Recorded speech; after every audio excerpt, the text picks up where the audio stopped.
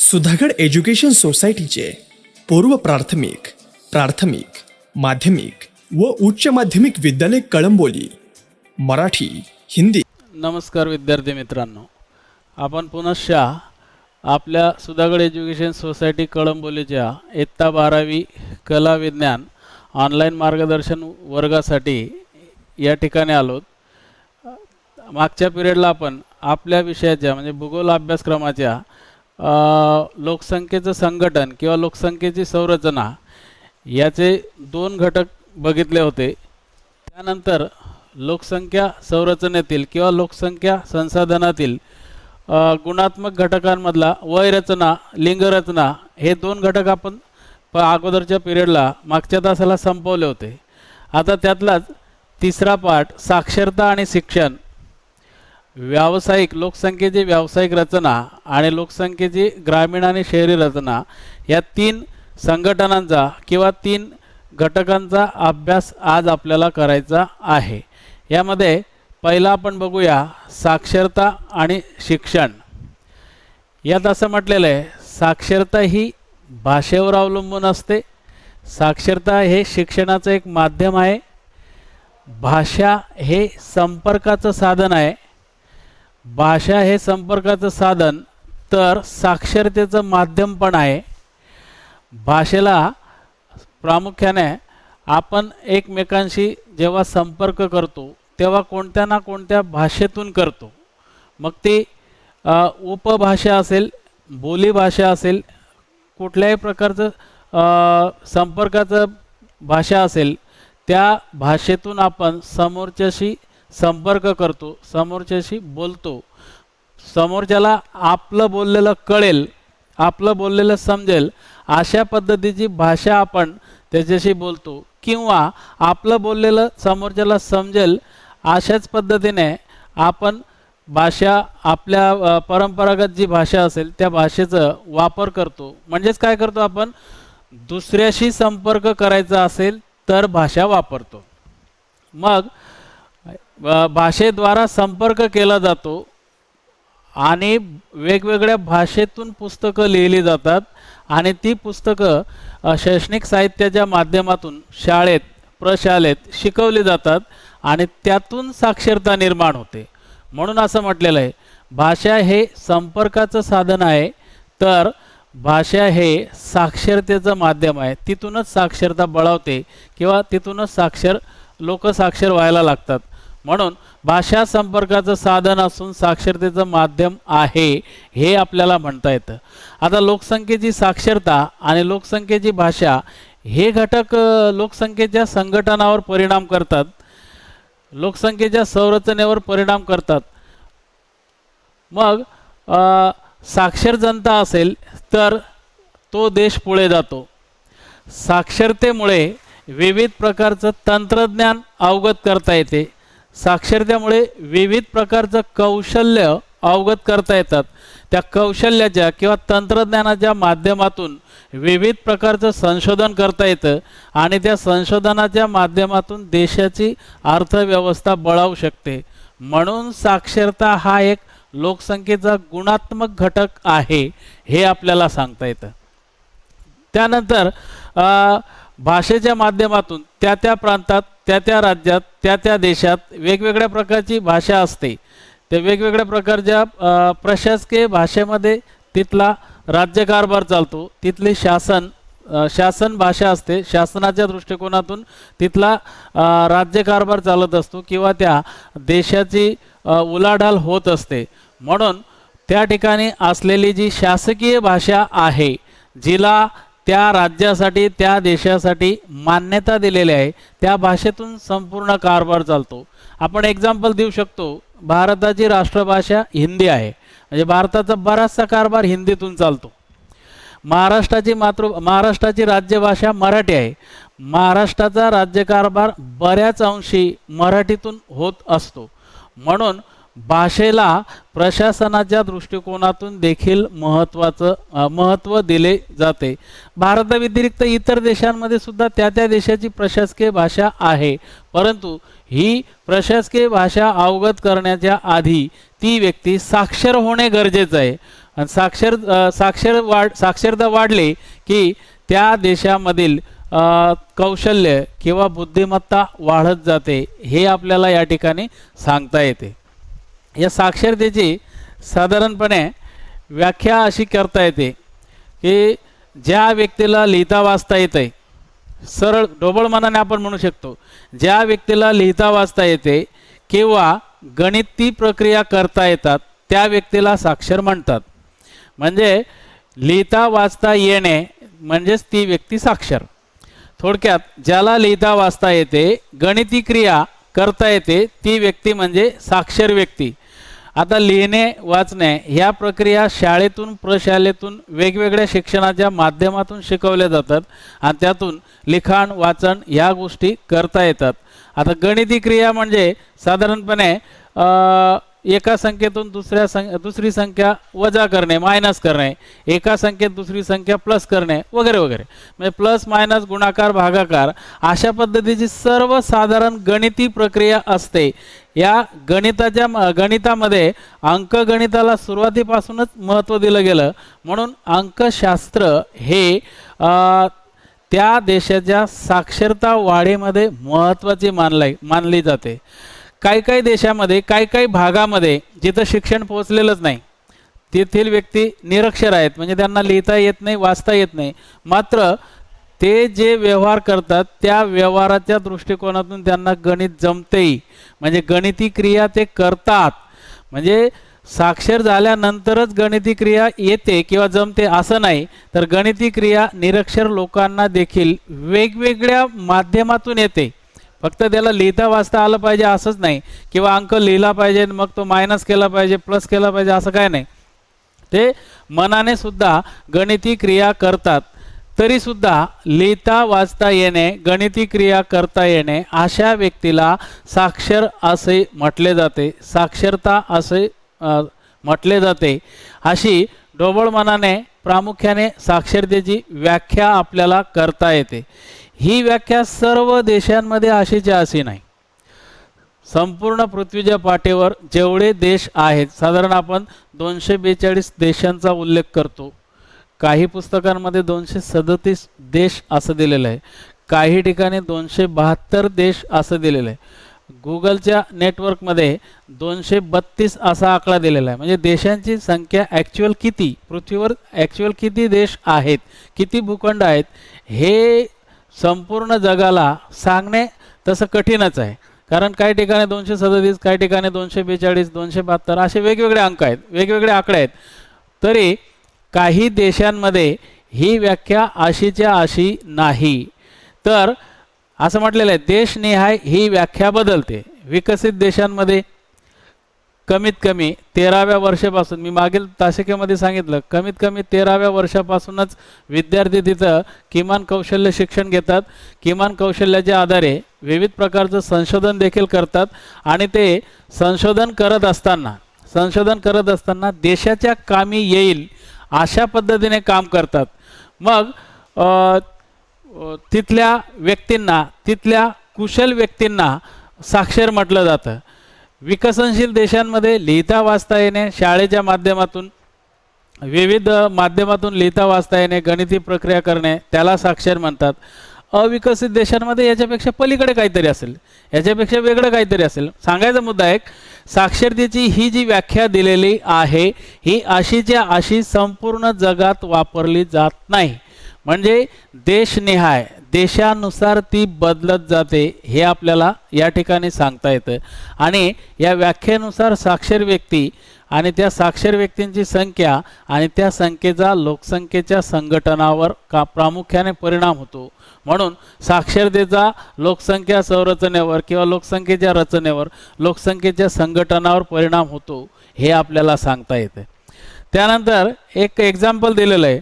भारतामध्ये 7 वर्षावरील व्यक्तीला साक्षरता म्हटलं जातं. म्हणजे 7 वर्षावरच्या व्यक्तीलाच साक्षरतेच्या गणनेमध्ये गणलं जातं.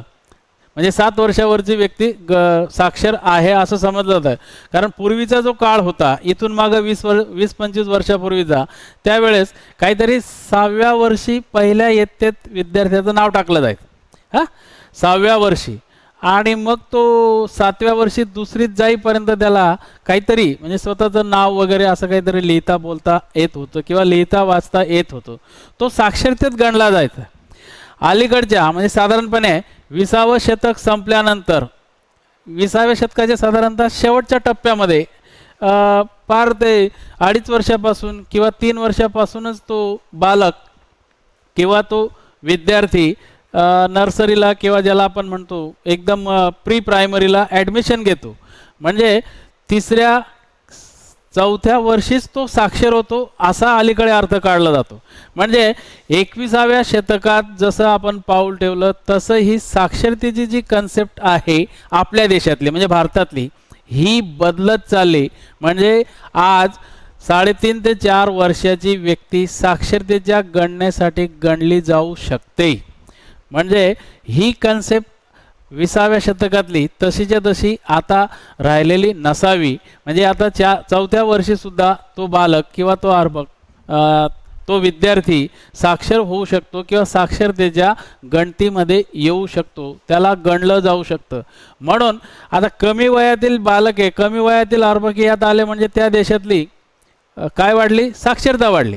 साक्षरतेची जी पॉप्युलेशन होती ती वाढली आणि त्या साक्षरतेचा भारताच्या एकूणच लोकसंख्या रचनेवर काय होतो?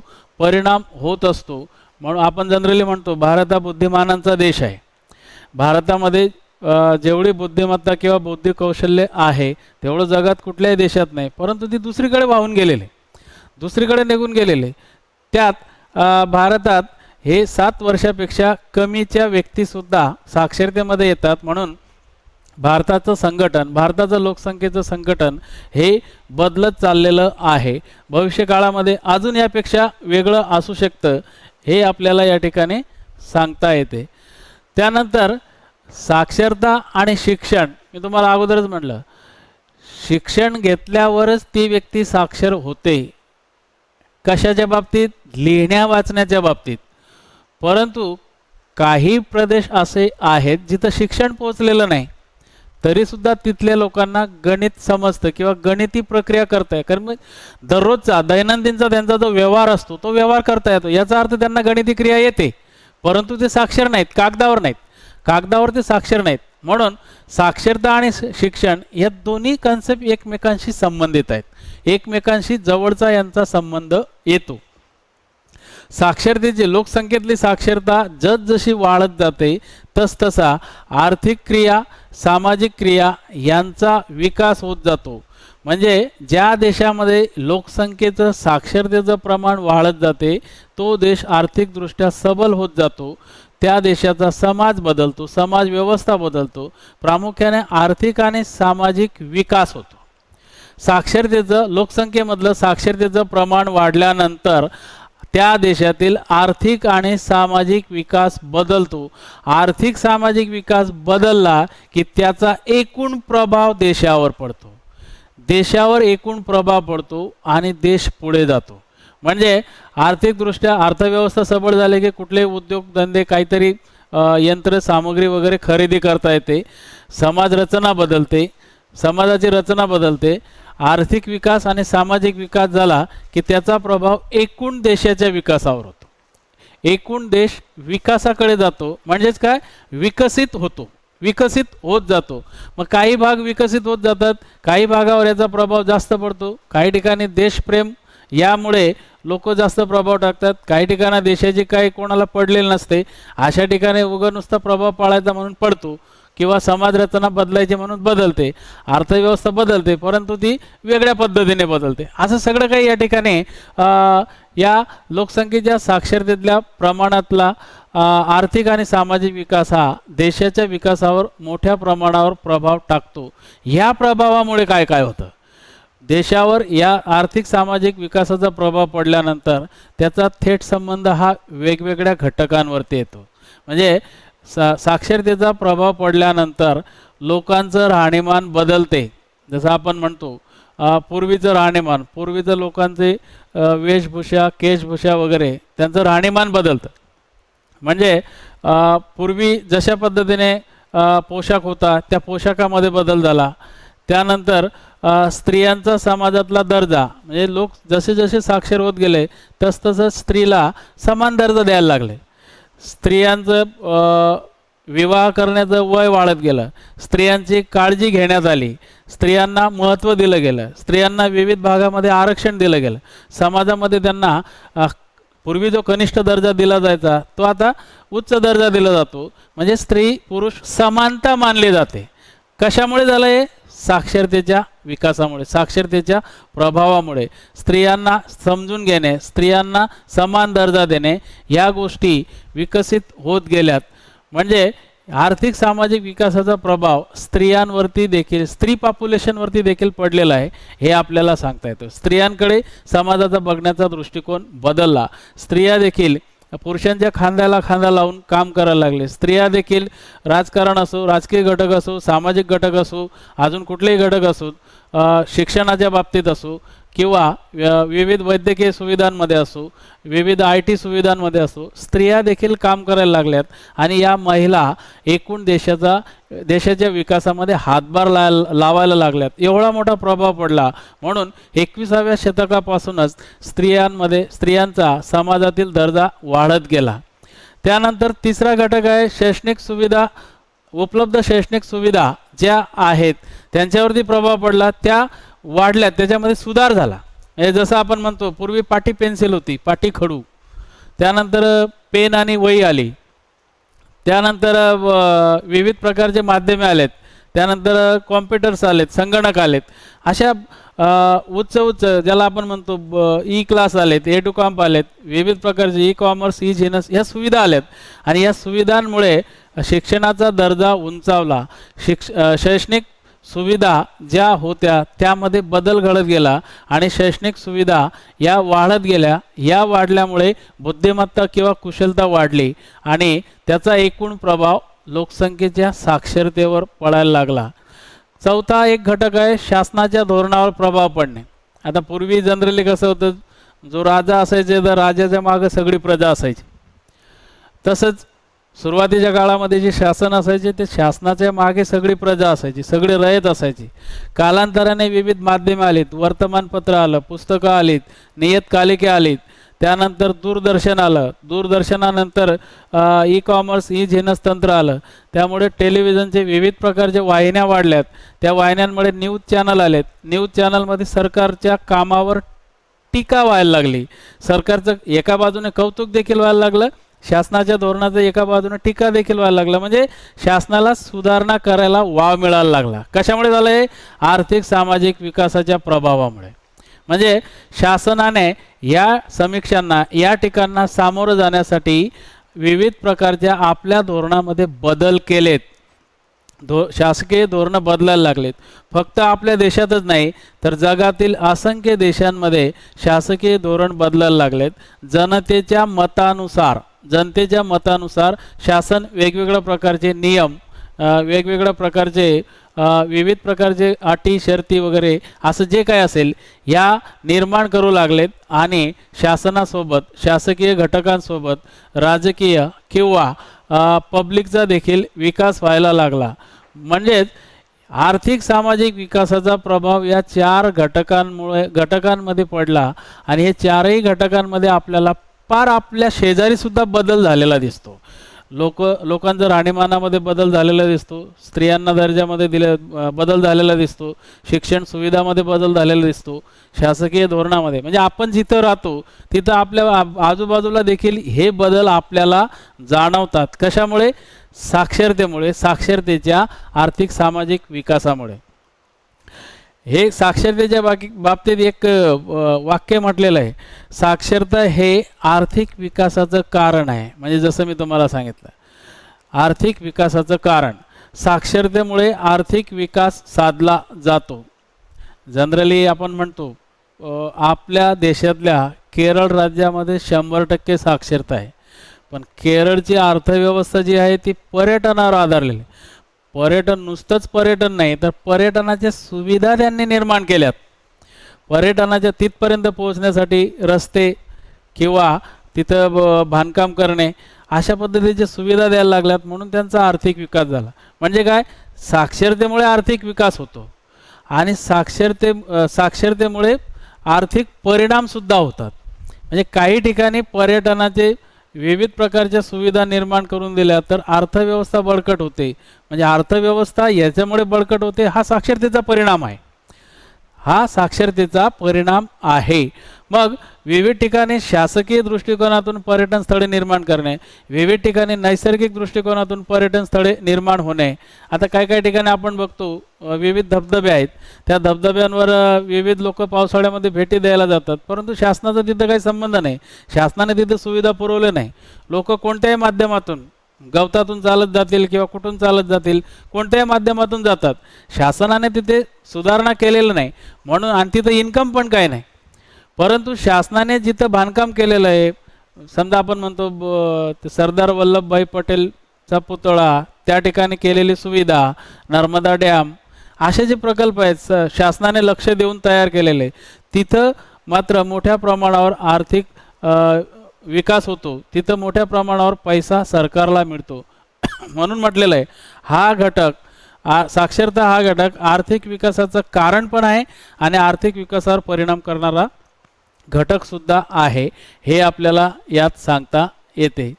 त्यानंतर लोकसंख्या संघटनामध्ये एक साक्षरतेचं साधारणपणे जगातील प्रमुख देशांचा एक हॉरिझॉन्टल स्वरूपाचा बार ग्राफ दिलेला आहे. याच्यामध्ये लिंग आणि प्रौढ साक्षरता म्हणजे साधारणपणे या ठिकाणी जगातील एवढे खंड आणि या खंडामध्ये असलेलं 2016ची जी प्रौढ साक्षरतेची आकडेवारी आहे ती दिलेली आहे. म्हणजे आणि त्यामध्ये स्त्री पुरुष म्हणजे लिंग पण दिलेलं आहे, लिंगानुसार स्त्री पुरुषानुसार देखील दिलेलं आहे. हा जो कलर दाखवतो तो पुरुषांचा आहे, हा जो कलर आहे तो स्त्रियांचा आहे. स्काय ब्लू कलरचा ग्राफ जो आहे तो पुरुष दाखवतो आणि डार्क पिंक कलरचा जो ग्राफ आहे तो स्त्रिया दाखवतो आणि हा जो ऑरेंज कलरचा ग्राफ आहे तो टोटल दाखवतो. म्हणजे स्त्री पुरुष आणि टोटल अशा पद्धतीने, स्त्री पुरुष आणि टोटल, स्त्री पुरुष आणि टोटल अशा पद्धतीने. तर जनरली आपण एक एक्झाम्पल फक्त घेऊ. या ठिकाणी 83% स्त्रिया आणि 90% पुरुष, ह्या दोघांचे टोटल डिवायडेड बाय 2 केलं तर 86 काहीतरी आलेलं आहे. म्हणजे 100% मध्य आशियात ते प्रमाण दाखवलेलं आहे. कसलं? लिंग गुणोत्तराचं आणि प्रौढ साक्षरतेचं.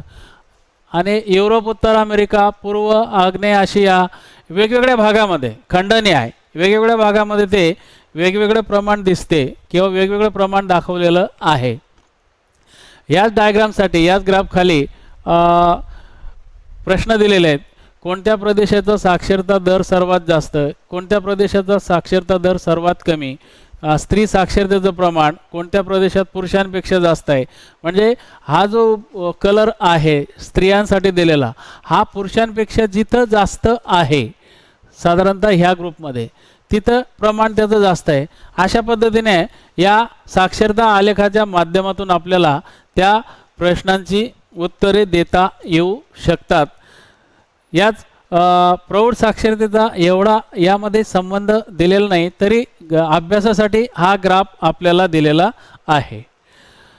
लोकसंख्या संघटनावर किंवा लोकसंख्या संरचनेवर जसा साक्षरतेचा, भाषेचा, शिक्षणाचा परिणाम होतो, तसाच लोकांनी निवडलेला जो व्यवसाय आहे, जो व्यवसाय करतात कुठलाही असेल, त्या व्यवसायाचा देखील परिणाम लोकसंख्येच्या संरचनेवर होतो. त्याला आपण लोकसंख्येची व्यावसायिक रचना, लोकसंख्येची व्यावसायिक रचना असं म्हणतो, व्यावसायिक संरचना असं म्हणतो. आता जनरली मागच्या पिरियडमध्ये मी सांगितलं 15 ते 59 पुरुष असो की स्त्री असो, 15 ते 59 वयोगटातील स्त्री असो किंवा पुरुष असो, ते कार्यकारी असतात, म्हणजे काम करणारे असतात. वर्किंग पॉप्युलेशन असते, ती काम करणारी लोकसंख्या असते.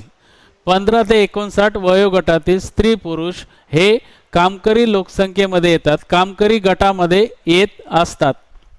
आता जनरली या ठिकाणी लिहिलेलं सांगितलेलं आहे की हा जो वयोगट आहे 15 ते 59 म्हणजे काम करणारा, हा प्राथमिक व्यवसाय, द्वितीय व्यवसाय, तृतीय व्यवसाय, चतुर्थ व्यवसाय, या सगळ्या व्यवसायांमध्ये सगळ्या जगात गुंतलेले आहे.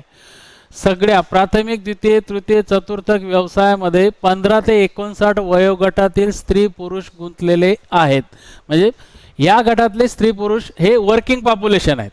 त्यानंतर देशाचा विकासाचा आर्थिक विकासाचा जो स्तर आहे तो यांची टक्केवारी काढून, म्हणजे कामकरी गटातील टक्केवारी काढून त्याचा विकासाचा स्तर ठरवता येतो. म्हणजे आता जनरली आपण म्हणतो भारत हा शेतीप्रधान देश आहे. म्हणजे भारतामध्ये प्राथमिक व्यवसाय 65% लोकसंख्या करते आणि विकसित देशांमध्ये द्वितीय, तृतीय, चतुर्थ श्रेणीचे व्यवसाय 70% जास्त लोक करतात. म्हणजे त्यांचा विकासाचा स्तर वेगळा, भारताचा विकासाचा स्तर वेगळा. याचा अर्थ तिथं प्राथमिक व्यवसाय केला जात नाही असं नाही, केला जातो. जसं ऑस्ट्रेलियाचं एक्झाम्पल आपण घेऊ शकतो. ऑस्ट्रेलियामध्ये 75% द्वितीय, तृतीय, चतुर्थ श्रेणीचे व्यवसाय चालतात आणि 25% प्राथमिक व्यवसाय चालतो. भारतामध्ये 65% जनता 65% प्राथमिक व्यवसाय करते आणि अप्रत्यक्ष 5%, म्हणजे भारतातली 70% जनता ही प्राथमिक व्यवसाय करते. मग 30% जनता फक्त द्वितीय, तृतीय, चतुर्थ व्यवसाय करतात.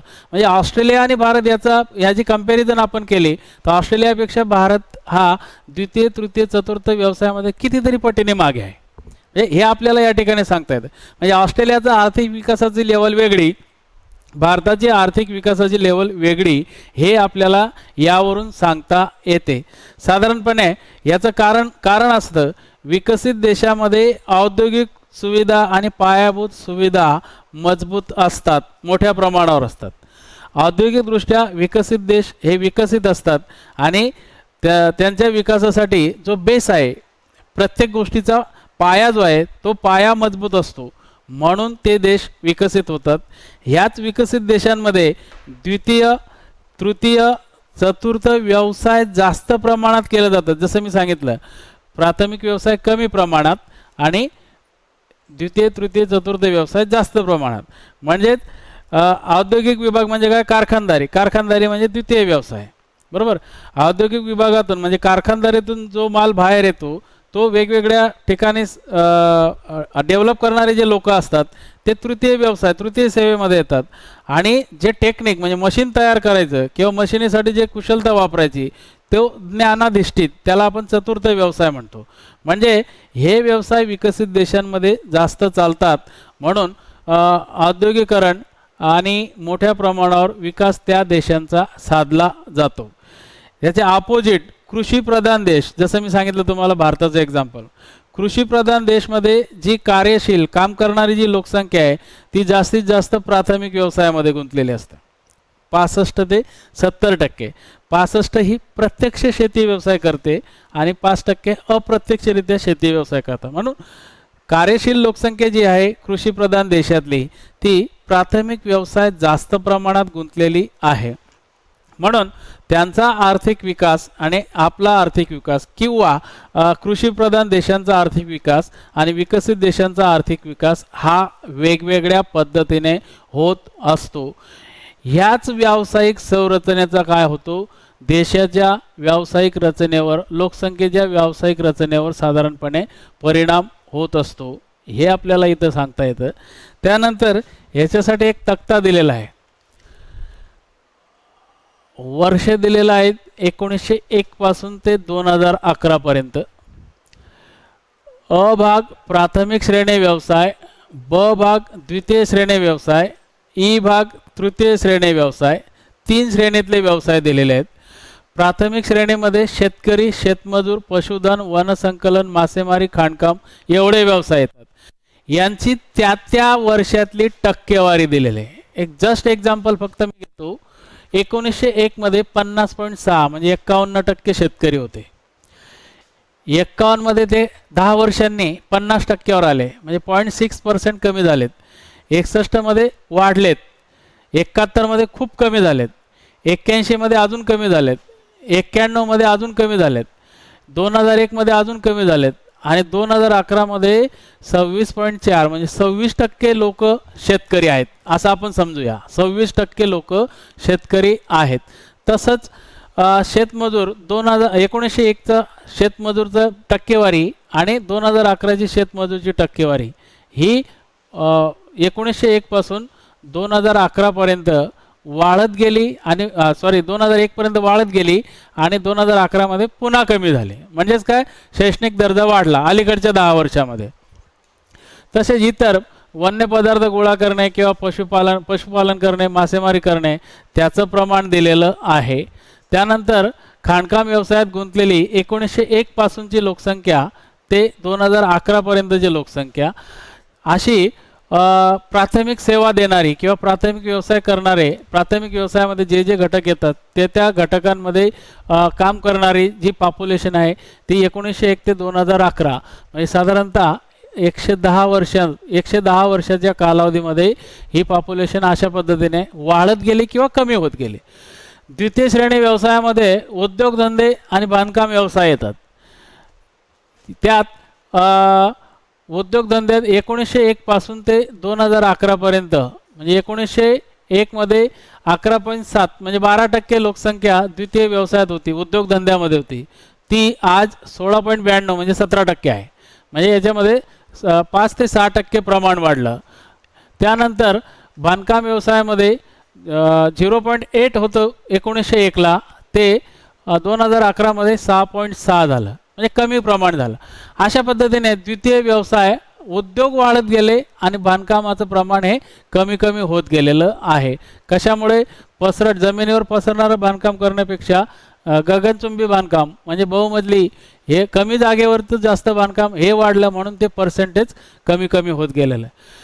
तिसऱ्या श्रेणीतले व्यवसाय जे आहेत त्यामध्ये व्यापार येतो, वाणिज्य येतो, वाहतूक दळणवळण येतं, साठवण हा एक प्रकार आहे आणि इतर सेवा त्यासुद्धा 2001 पासून ते 2011 पर्यंत दिलेल्या आहेत. आता व्यापार आणि वाणिज्य ज्याला आपण म्हणतो तो 1901 मध्ये 6% जनता त्यात होती, 6% लोक होते. आज त्याचं प्रमाण दुप्पट झालेलं आहे. त्यानंतर वाहतूक वगैरे दळण वगैरे जे आहे 1901 मध्ये 1.1 पॉप्युलेशन होती, आता ते प्रमाण जवळपास 5% झाले. 4.8 म्हणजे 5% झाले, त्यातही 4%ने वाढ झालेली. अशा पद्धतीने आणि इतर सेवेमध्ये ज्याला आपण म्हणतो डॉक्टर, वकील, अध्यापक, प्राध्यापक जे काय असतील ते प्रमाण 8.5 वरून आता 10.7 म्हणजे 11% गेलेलं आहे.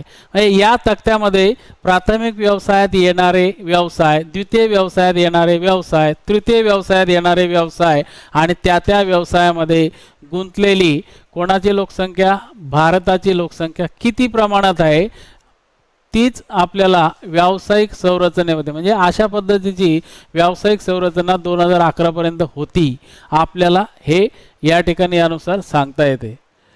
त्यानंतर लोकसंख्येच्या संरचनेवर व्यावसायिक रचनेशिवाय, साक्षरतेशिवाय, वयरचना आणि लिंगरचनेशिवाय शेवटचा जो प्रकार आहे तो ग्रामीण भागात राहणारी लोकसंख्या आणि शहरी भागात राहणारी लोकसंख्या म्हणजे ग्रामीण शहरी लोकसंख्या असं म्हणू आपण.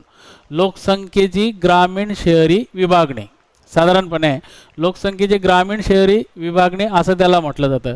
हा घटक देखील लोकसंख्येच्या संघटनावर किंवा लोकसंख्येच्या संरचनेवर परिणाम करतो हे आपल्याला सांगता येतं. इथं म्हटलेलं आहे निवासाच्या आधारे ग्रामीण शहरी विभागणी, याचे कन्सेप्ट दिलेले आहे. ज्या प्रदेशात मानवाच्या मूलभूत आणि मानसिक गरजा पूर्ण होतात तिथं वस्त्या निर्माण होतात. म्हणजे अन्न, वस्त्र, निवारा, वैद्यकीय सुविधा, शाळा, दवाखाने जे काय असेल ते त्याच्या सगळ्या मूलभूत गरजा जिथं पूर्ण होतील तिथं तो राहायला जाईल. सुरुवातीच्या काळामध्ये मानवाला नैसर्गिक आपत्तींपासून जास्त धोके होते. त्यामुळे पुरापासून संरक्षण करण्यासाठी त्याने उंचावर घरं बांधलीत. त्यानंतर पाण्याची गरज भागवण्यासाठी नदीच्या काठी घरं बांधलीत. म्हणजे बघा, पाणी ही त्याची मूलभूत गरज. पाण्याची गरज भागवण्यासाठी नदीच्या काठावर, तलावाच्या काठावर त्याने घर बांधलं. परंतु त्या नदीला पूर आल्यानंतर पुरापासून संरक्षण व्हावं म्हणून त्याने उंचावर घरं बांधलीत. उंचावर म्हणून जुनी जी गावं आहेत आजही आपल्या भारतात असो किंवा जगातल्या कुठल्याही देशात असो, आजही ती आपल्याला उंच भागावर वसलेले दिसतात. कुठलंही गाव असेल, भले नवीन कॉलन्या खड्ड्यात असतील, नवीन कॉलन्या खोलगट असतील वगैरे वगैरे, परंतु कुठल्याही भागामध्ये गाव जे आहे, खेडगाव ज्याला आपण म्हणतो, त्याची सुरुवात ही उंच भागावरच आहे. ती गावं जरी वाढत गेली तरी उंचावरून खाली म्हणजे माथ्याकडून पायाकडे अशा पद्धतीचं त्याचं स्ट्रक्चर आपल्याला दिसतं. म्हणून असं म्हटलेलं आहे, मानवाच्या गरजा ज्या ठिकाणी पूर्ण होतील तिथं वस्त्या निर्माण होतात. आता याच्यामध्ये ग्रामीण आणि शहरी रचना हे दोन प्रकार आहेत. ग्रामीण रचनेमध्ये प्रामुख्याने प्राथमिक व्यवसाय चालत होते. आज ग्रामीण भागातही द्वितीय व्यवसाय चालायला लागले, ग्रामीण भागातही तृतीय व्यवसाय चालायला लागले, ग्रामीण भागातूनही चतुर्थ व्यवसाय म्हणजे बुद्धिमान लोक बाहेर आलेत. म्हणजे आपण असं म्हणू शकत नाही हे स्ट्रक्चर जे आहे हे आजही आहे, परंतु 100% आहे असं नाही. मात्र ग्रामीण भागातही चारही व्यवसाय होतात. पण पहिली जी कन्सेप्ट होती ग्रामीण विभाग, ग्रामीण रचना, खेडगाव म्हणजे काय, प्राथमिक व्यवसाय, मग शेती असेल, मासेमारी असेल, काय असेल ते. आणि तिथली जी कार्यकारी लोकसंख्या असायची गावातली जी कार्यकारी लोकसंख्या असायची तीच प्राथमिक व्यवसाय करायचे. 0 ते 15 वयोगटातील हा व्यवसाय करीत नव्हते किंवा तिथं कामाला जात नव्हते. मात्र प्राथमिक व्यवसाय ग्रामीण भागामध्ये कार्यशील लोकसंख्या करायची. म्हणजे ग्रामीण भागाचं स्ट्रक्चर वेगळं. त्या उलट शहरी रचना दिलेली आहे. शहरी भागात द्वितीय, तृतीय, चतुर्थ व्यवसाय. आता ग्रामीण भागात मी तुम्हाला सांगितलं द्वितीय, तृतीय, चतुर्थ व्यवसाय चालतात, पण खूप रेअर, खूप कमी प्रमाणात. शहरी भागात मात्र द्वितीय, तृतीय, चतुर्थ श्रेणी व्यवसाय चालतात जास्त प्रमाणात. म्हणजे प्राथमिक व्यवसाय नसतोच. आता आपल्या जगाच्या किंवा पृथ्वीच्या पाठीवर असलेला इंग्लंड हा देश, तिथं प्राथमिक व्यवसायाचा जन्मच नाही, प्राथमिक व्यवसाय नाहीच. द्वितीय, तृतीय, चतुर्थ हेच व्यवसाय दिसतात, परंतु तिथं पण कार्यशील जी लोकसंख्या आहे 15 ते 59 वयोगटातली तीच या व्यवसायात गुंतलेली आहे. म्हणजे बघा, शहराचं स्ट्रक्चर वेगळं आणि ग्रामीण भागाचं स्ट्रक्चर वेगळं, याचा लोकसंख्या संघटनेवर परिणाम होत असतो. त्यानंतर प्राथमिक व्यवसाय याचा अर्थ असंच सांगता येईल आपल्याला, प्राथमिक व्यवसाय कार्यशील लोकसंख्या ग्रामीण भाग, ग्रामीण वसाहतीमध्ये कार्यशील लोकसंख्या प्राथमिक व्यवसाय गुंतलेली आहे. शहरी भागामध्ये कार्यशील लोकसंख्या इतर व्यवसाय म्हणजे द्वितीय, तृतीय आणि चतुर्थ व्यवसायात गुंतलेली आहे असं आपल्याला सांगता येतं. याच रचनेचा लोकसंख्या संघटनावर किंवा लोकसंख्येच्या संरचनेवर परिणाम होत असतो. याच संघटनानुसार किंवा याच लोकसंख्या रचनेनुसार आपल्याला पुढील तासिकेमध्ये लोकसंख्या एका ठिकाणाहून दुसऱ्या ठिकाणी जाते, म्हणजे एक प्रकारे हालचाल करते. त्यासाठी त्याला पर्टिक्युलर भौगोलिक नाव दिलेलं आहे, ते म्हणजे लोकसंख्येचं स्थलांतर. ते आपण पुढच्या तासिकेला बघू. Okay, thank you.